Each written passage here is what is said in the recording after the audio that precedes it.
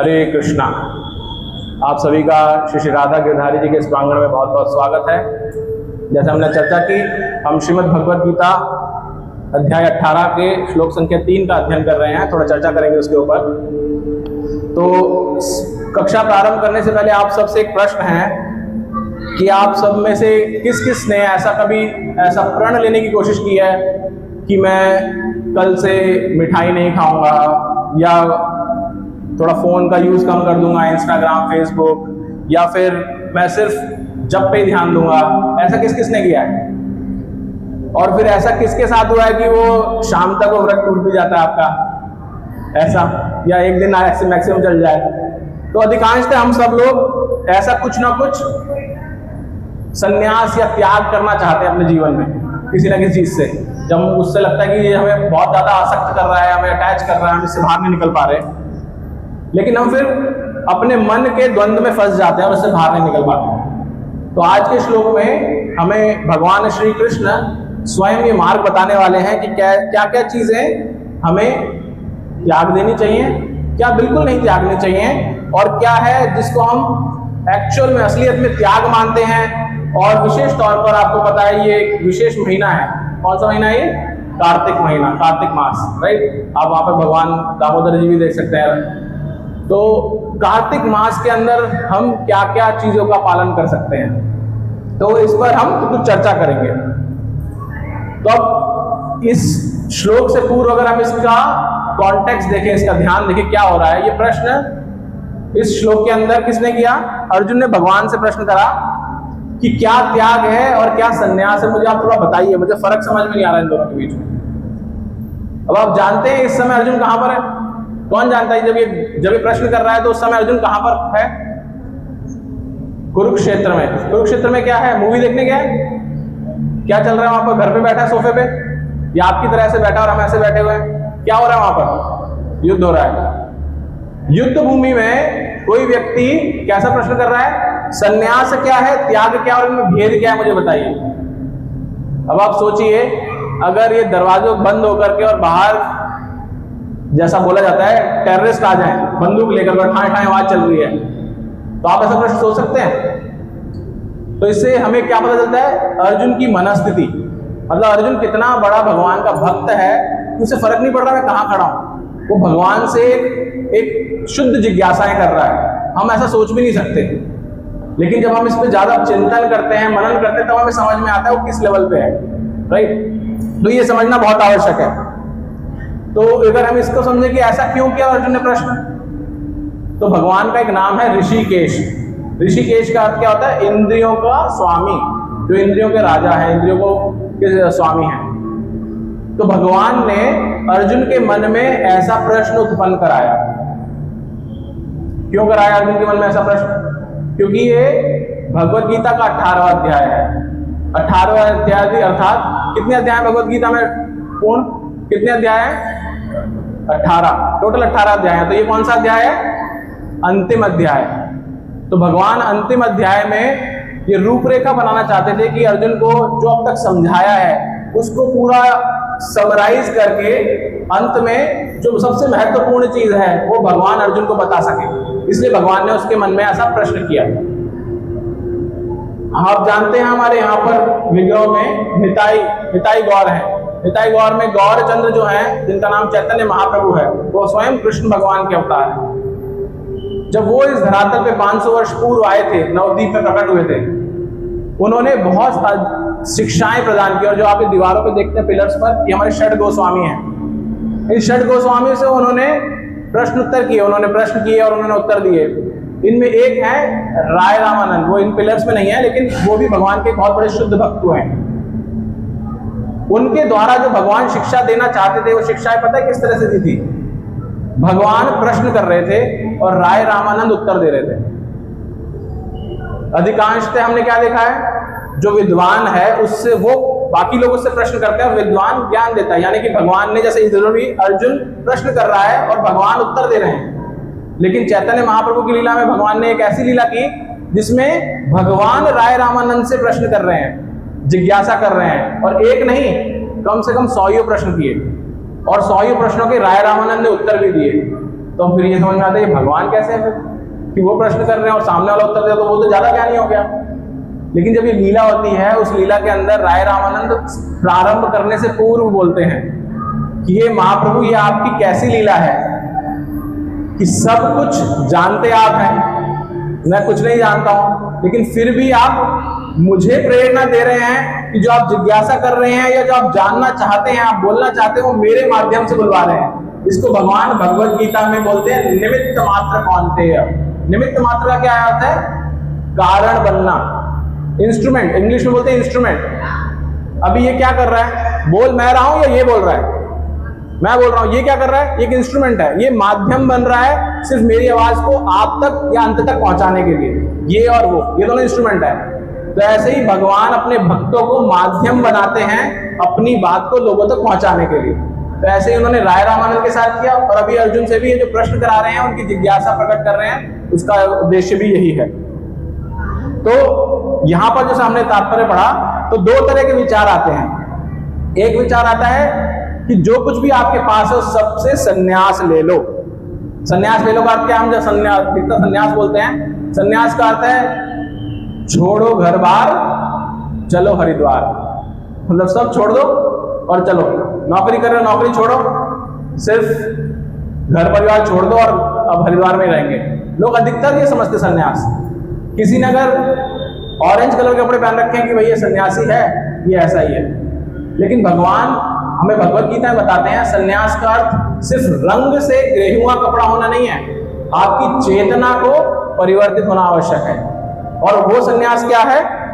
वो संन्यास है कि आप जो कर्म कर रहे हैं किसी ध्येय के प्रति, किसी मटीरियल डिजायर के प्रति, उस कर्म की इच्छा का त्याग, वो संन्यास है। असली संन्यास वो है कि कोई भी हम कार्मिक इच्छा ना करें और उसके पीछे कोई कर्म ना करें, वो संन्यास है।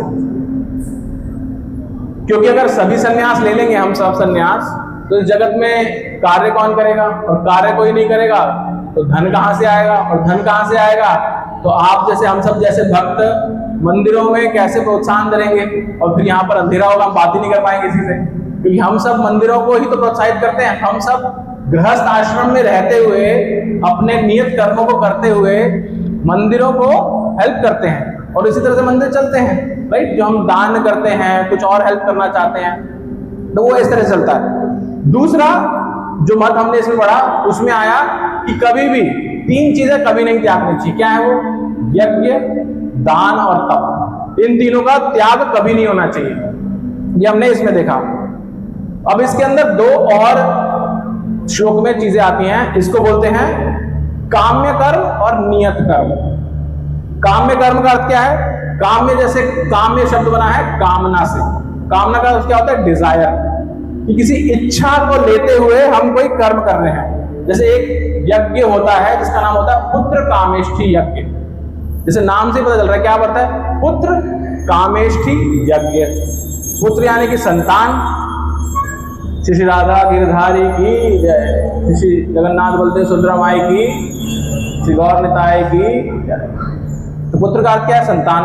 कामेष्ठी, जैसे मैंने बताया कामना, तो कामना से, कामना को इष्ट करने के लिए, पूर्ण करने के लिए, जो संतान की कामना को पूर्ण करने के लिए जो यज्ञ किया जाता है, उसको पुत्र कामेष्ठी यज्ञ बोलते हैं। तो ये कामना लेकर के यज्ञ किया गया, इसको काम्य कर्म बोला जाता है ऐसे। या आप व्रत कर रहे हैं, किस चीज का व्रत कर रहे हैं? कि मुझे अच्छा पति मिल जाए, अच्छी पत्नी मिल जाए, या मेरी अच्छी नौकरी लग जाए, मेरा प्रमोशन हो जाए। हम लोग ऐसे बोलते हैं ना, भगवान को बोलते हैं, देवी माँ को बोलते हैं कि मैं आपके नंगे पैर आऊंगा वहां तक अगर मेरा ये काम हो गया तो। ये क्या है? काम्य कर्म है। भगवान इसको त्यागने के लिए बोलते हैं। काम्य वर्ग कर्म नहीं करना चाहिए, इनको हमें संन्यास लेना चाहिए, इससे रिनाउंस होना चाहिए इनसे होती।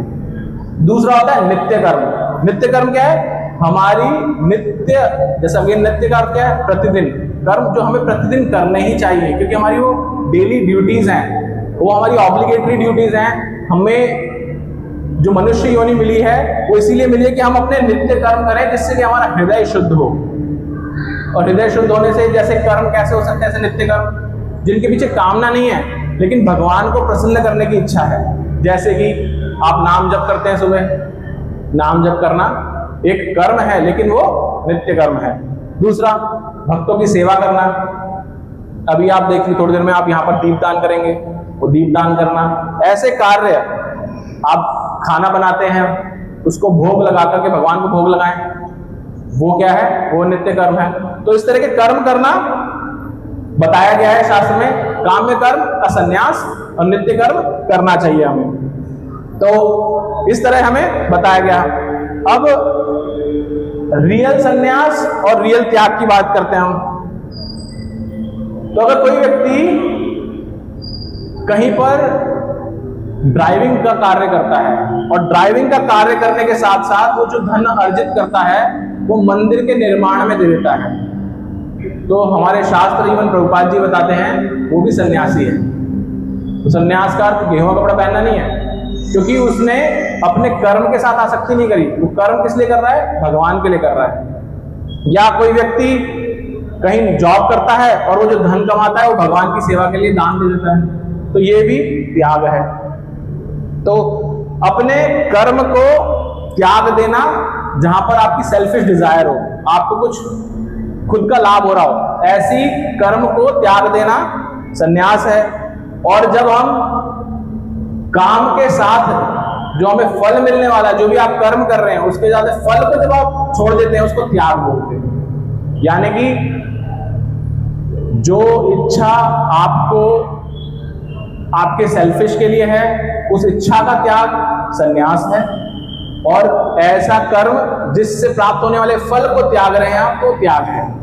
जैसे भगवान भगवद गीता के दूसरे अध्याय में बोलते हैं कर्मण्यवाधिकारस्ते मा फलेषु कदाचन। आप सबने सुना होगा श्लोक। भगवान क्या कह रहे हैं, कर्म करो, फल की इच्छा मत करो या चिंता मत करो। उसका अर्थ क्या है कि फल की टेंशन मत लो, फल तो अपने आप आना है जो आएगा, उसको जो आप छोड़ रहे हो वो त्याग है, राइट। और जैसे हमने बोला काम्य कर्म को छोड़ देना वो संन्यास है, ऐसे बताया भगवान ने।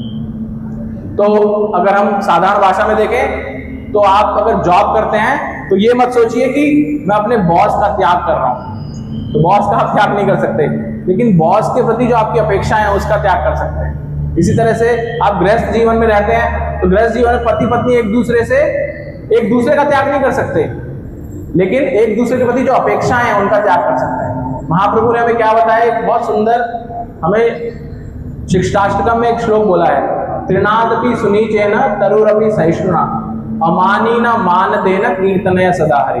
अगर हम भगवान का ध्यान करना चाहते हैं, नाम जप करना चाहते हैं, तो उसके लिए एक सही मूड होना चाहिए हमारा। वो मूड कैसे आता है, जब हम चार चीजें करते हैं। क्या है, त्रिनादपि सुनीचेन, जैसे घास का तृण होता है यानी कि तिनका, वो कैसा रहता है, हमेशा झुका रहता है। आप उसके ऊपर चलते हैं, उसको कुचल भी देते हैं, लेकिन क्या वो घास का तिनका खड़ा हो जाता है ऐसे, हमेशा झुका रहता है। तो ये ह्यूमिलिटी, हम्बलनेस को दिखाता है। तो हमें घास के तिनके की तरह हम्बल रहना चाहिए। त्रिनादपि सुनीचेन तरुरपि सहिष्णुना, और तरुर यानी कि वृक्ष की तरह हमें सहिष्णु होना चाहिए। सहिष्णु का अर्थ है सहनशील। हमारे अंदर सहनशीलता कितनी है अगर हम एक वृक्ष को देखें तो उससे समझ सकते हैं।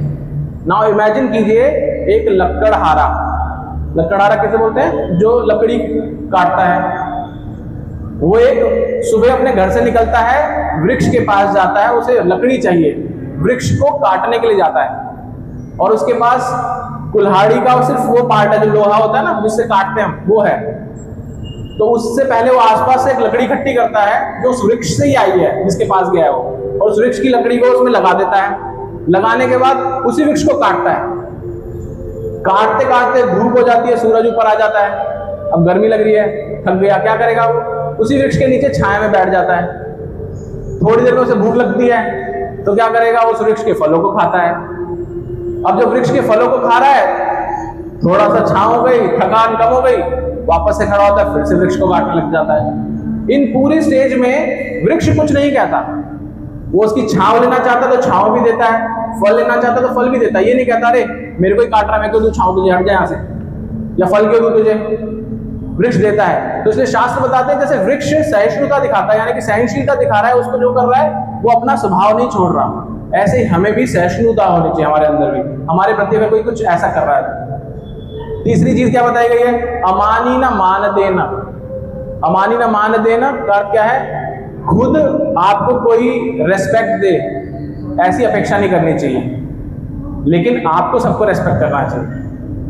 तो अमानी न मान देना। तो हम ये कैसे गए थे, मैंने बताया था, आप गृहस्थ आश्रम में हैं तो ऐसा अपेक्षा मत कीजिए कि पति ये करेगा तो ही मैं करूंगी, या पत्नी ऐसा करेगा तो ही करूंगी। हमें हरिनाम ढंग से ले सके उसके लिए अपनी अपेक्षा के बदले हमें देना चाहिए, ये हमारे शास्त्र हमें सिखाते हैं। तो ऐसे भाव के साथ हम चल सकते हैं। तो हम आगे देखते हैं इस श्लोक के अंदर और क्या बताया, दो चीजें और बताई गई इसके अंदर। बताया गया कुछ जो लोग होते हैं वो ऐसे बोलते हैं कि हमें यज्ञ करते समय जानवरों की बलि नहीं देनी चाहिए, क्योंकि बलि देने से आप जीव हत्या कर रहे हैं। तो कुछ जो विद्वान पुरुष हैं वो कहते हैं ऐसा नहीं करना चाहिए हमें, क्योंकि उससे हत्या हो रही है। लेकिन भगवान बोलते हैं, लेकिन इनके विरुद्ध कुछ ऐसे विद्वान भी हैं जो वेदों में ही एक ग्रंथ बताते हैं कि वेदों में लिखा है कि आप बलि दे सकते हैं। तो आप सब कहेंगे ऐसा है, हमें तो पता ही नहीं था, हमने सुना है लेकिन पता नहीं ऐसा क्या हुआ ऐसा। तो भगवान और प्रभुपाद जी हमें समझाते हैं साथ में कि जो ये संस्कृति की गई है बलि देने की, ये विशेष परिस्थिति में दी गई है। तो उसके लिए आपको ये बताया गया है कि आप जिस जीव जानवर की बलि दे रहे हैं उसको वैदिक मंत्रों द्वारा पहले शुद्ध किया जाता है, और जो मंत्र बोल रहा है वो पुरोहित यानी कि जो पंडित है वो इस ढंग से बोलता है कि वो ये गारंटी लेता है कि जो जीव है जिसकी हत्या हो रही है वहां पर, वो अगला जन्म मनुष्य योनि में लेगा। अब आपसे पूछा जाए क्या है, टोटल 84 लाख योनियां हैं। 84 लाख योनियां मतलब 8.4 मिलियन योनियां, स्पीशीज। यानी कि ये पौधा भी एक स्पीशी है, तुलसी माता की स्पीशी है, हम भी एक हैं। हमारे टोटल बताएंगे 4 लाख तरह के तो ह्यूमन बींग्स हैं, 4 लाख। तो ऐसे अलग अलग तरह की योनियां हैं। जानवर योनि में कोई है तो, और ये बताया गया 84 लाख योनियों में मनुष्य योनि जो है वो सबसे विशेष है। क्यों है? क्योंकि इसी योनि के अंदर हम भगवान की भक्ति कर सकते हैं और किसी योनि में नहीं कर सकते। आपने कभी देखा है किसी कुत्ते, बिल्ली या किसी और जानवर को भक्ति करते हुए? नहीं कर सकते, क्योंकि उसकी चेतना ही इतनी विकसित नहीं है। कई बार भगवान की कृपा हो जाती है तो कोई आप देखेंगे गाय या इस तरह का जानवर होगा जो मंदिर के आसपास दिख जाएगा, लेकिन जैसा भक्ति मनुष्य योनि में हो सकती है ऐसा कोई नहीं कर सकता। तो इसलिए विशेष योनि बताई जाती है, और इसी योनि से हम इस जन्म मृत्यु के चक्र से भी बाहर निकल सकते हैं मनुष्य योनि में आकर। तो ऐसे विशेष योनि बताई जाती है। इसलिए वो जो यज्ञ होता था पहले, जिसमें एक जानवर की, पशु की बलि दी जाती थी, उसको इस विशेष प्रक्रिया के माध्यम से दिया जाता था, इस मंत्रों, वैदिक मंत्रों के उच्चारण से दिया जाता था कि वो उसी समय प्राण त्यागते ही उसका अगला जन्म मनुष्य योनि में हो जाता। तो आप उसको अपग्रेड करने में हेल्प कर रहे हैं, क्योंकि हर जीव को इस जन्म मृत्यु के चक्र से बाहर निकलना है। बाहर निकलने के लिए उसको मनुष्य योनि में आना पड़ेगा, तो उसको हेल्प की जाती थी। लेकिन शास्त्र ये भी बताते हैं कि इस कलयुग के अंदर तो ना हमारे पास ऐसी शुद्धता है, ना ऐसे पुरोहित पंडित हैं जो उस तरह से कर सके, ना हमें वैदिक मंत्रों का उच्चारण आता है ढंग से। तो इसलिए इस कलयुग में बलि का निषेध बताया गया है। कलयुग में बलि नहीं दे सकते। और रैदर कलयुग में जो सबसे बढ़िया यज्ञ बताया गया है, भगवत गीता में भगवान स्वयं बताते हैं, यज्ञानाम जपोऽस्मि, मैं यज्ञों में जप यज्ञ हूं। यानी कि जो हम हरि नाम संकीर्तन करते हैं, हरे कृष्णा कृष्णा कृष्णा हरे हरे, हरे राम राम राम हरे हरे, ये कलयुग के लिए यही यज्ञ है। तो हमें इस पे फोकस करना चाहिए, इन पे ध्यान देना चाहिए। अब हम देखते हैं, अब हम जैसे 3 चीजें बताई गई इस युग के लिए, इस समय के लिए क्या बताई गई? यज्ञ, दान और तप, ये 3 चीजें कर सकते हैं। और जैसे हमने बताया कार्तिक मंथ चल रहा है। कार्तिक मंथ क्या है स्पेशल है कार्तिक मास का, कि ये भक्ति के लिए बहुत ही विशेष है। अभी कार्तिक प्रारंभ होने से जस्ट पूर्व, और अभी भी आप देखेंगे ऑनलाइन जो शॉपिंग ई कॉमर्स जिसे बोलते हैं, अमेजॉन हो, फ्लिपकार्ट हो या और हो, उनमें सेल आती है। सेल में क्या होता है, चीजें सस्ती हो जाती है बहुत। आप जो चीज पहले 1 रुपए की खरीदते थे वो 50 पैसे की हो जाएगी, राइट। जो 10,000 की होती थी 5,000 की हो जाती थी। डिस्काउंट मिलता है इतना ज्यादा, आपको एक तरह से मटीरियलिस्टिक कृपा मिल रही है, यानी भौतिक कृपा, कि आप पहले खरीद नहीं सकते थे, आप उसने कोई आधे पैसे में खरीद पा रहे हो चीज। ऐसे कार्तिक मास में भी भक्ति की सेल है, अर्थात जो आप नॉर्मल साधारण तौर पर जो भी कर्म करते हैं, भक्ति पूर्वक कर्म करते हैं, कार्तिक मास में ऐसा पद्म पुराण में बताया गया है, भक्ति हरिविलास में बताया गया, हरि भक्ति विलास में बताया गया है कि वही सेम कर्म अगर आप इस कार्तिक मास में करते हैं, इस महीने में करते हैं, उसका आपको 1000 टाइम्स ज्यादा इफेक्ट मिलता है। अगर आपने एक हरिनाम जपमाला की तो आपको पुण्य मिल रहा है 1000 जपमाला के बराबर। अगर आपने 1 रुपया भगवान की पेटी में दान किया तो 1000 रुपए के बराबर उसका पुण्य मिल रहा है। तो ऐसे कार्तिक मास विशेष है। क्यों है ऐसा कार्तिक मास विशेष? उसका कारण है कार्तिक जो नाम है ये स्वयं राधा रानी से आया। ये राधा रानी का एक नाम है। क्यों है राधा रानी का नाम? क्योंकि राधा रानी की जो माँ है उनका नाम है कीर्तिदा, और कीर्ति से ये कार्तिक मंथ आता। कार्तिक यानी कि राधा रानी का नाम है, उससे आता है। और हम जानते हैं श्री कृष्ण को सबसे प्रिय कौन है? राधा रानी। तो क्योंकि राधा रानी का महीना है इसलिए भगवान विशेष कृपा दिखाते हैं अपने भक्तों के ऊपर कि जो कुछ भी करेगा मैं उस पर बहुत कृपा दिखा रहा हूं, बस वो एक स्टेप ले, बाकी मैं ध्यान रखूंगा उसका। ऐसी विशेष कृपा होती है। तो अब जो हमने 3 चीजें बात की, यज्ञ, दान, तपस्या, क्या क्या कर सकते हैं इस महीने के अंदर स्पेशल? तो हम इस महीने में सुबह जल्दी उठ सकते हैं। जल्दी उठ करके हमारी मंगल आरती होती है सुबह 4:30 बजे, आप मंदिर आ सकते हैं। तो अगर आप पूरे साल नहीं आ रहे लेकिन इस महीने में आ रहे हैं तो आपको पूरे साल में आप जितना भक्ति का क्रेडिट इकट्ठा करेंगे उससे 1000 टाइम्स ज्यादा इकट्ठा कर लेंगे आप इस महीने के अंदर अंदर ही। इसलिए आप एक्चुअल में आएंगे सुबह कभी मंगल आरती में। इस समय हमारे मंदिर में लोगों को जिनको पता है वो ज्यादा आते हैं मंदिर में सुबह कार्तिक महीने के अंदर, तो आप उसका आने का प्रयास करें। आप हरिनाम जप करते हैं अगर हरे कृष्ण महामंत्र का, तो उसको बहुत ध्यान से करें। एक करते हैं तो 2 करें, 2 करते हैं तो 4 करें, बढ़ाने की कोशिश करें, क्योंकि सीधे 1000 टाइम आपको ज्यादा बेनिफिट मिलेगा। तो ये भी आपका यज्ञ हो गया। पहला क्या है? जल्दी उठना, तपस्या एक तरह की, ये यज्ञ है। दूसरा, आप भगवान को दीप दिखाते हैं ऐसे, उसको हम क्या बोलते हैं? दीप दान बोलते हैं ना, दीप दान। तो ये क्या है? दान कर रहे हैं आप, भगवान को कर रहे हैं। अब भगवान को हम क्या दान कर सकते हैं? भगवान तो सब चीजें देते हैं, भगवान ने दिया है, तो दान कैसे कर रहे हैं भगवान को? तो भगवान कहते हैं मुझे तुम ये दान जो बोल रहे हैं दान, वो दान तुम दीप का नहीं कर रहे हो, तो अपने भाव का दान कर रहे हो, मुझे अपने भक्ति भाव का। भगवान भगवत गीता के 9वें अध्याय के 26वें श्लोक में बोलते हैं, पत्रम पुष्पम फलम तोयम यो में भक्त्या प्रयच्छति तदहम भक्ति उपरतम अश्नामि प्रियतात्मा। हम सोचते हैं भगवान को हम क्या तो ऑफर करें, क्या भेंट दें भगवान को। मेरे पास तो धन ही नहीं है, मैं तो बहुत गरीब हूँ, या मेरे को पता नहीं क्या करना है। तो भगवान इसके लिए सब बराबर भाव से मुझे ऑफर कर सके, इसलिए भगवान बोलते हैं मुझे 4 चीजें कोई भी ऑफर कर सकता है, उनको फ्री है। 4 चीजें क्या है? पत्रम, पत्रम यानी कि पत्ता, एक सूखा पत्ता भी आप भगवान को देंगे, भगवान एक्सेप्ट करते हैं। पत्रम पुष्पम, पुष्प क्या है? फूल। पत्रम पुष्पम फलम, फल यानी कि फ्रूट। तो आप पत्ता दे सकते हैं, फूल दे सकते हैं, फ्रूट दे सकते हैं, और लास्ट में क्या है? तोयम, तोयम यानी कि जल। ये 4 चीजें तो कहीं भी मिल जाती है किसी को भी। आपके पास धन होने की आवश्यकता नहीं है, आपके पास बड़ा कुछ होने की आवश्यकता नहीं है। आप कहीं भी, आप मंदिर आ रहे हैं, आपने कुछ नहीं मिला, आपने तुलसी दल ले लिया, कहीं से भी उठा लिया ऐसे, और यहाँ पे लाके भगवान गिरधारी जी के सामने रख दिया, भगवान उसे भी स्वीकार करते हैं। लेकिन इन चारों के पीछे क्या होना चाहिए?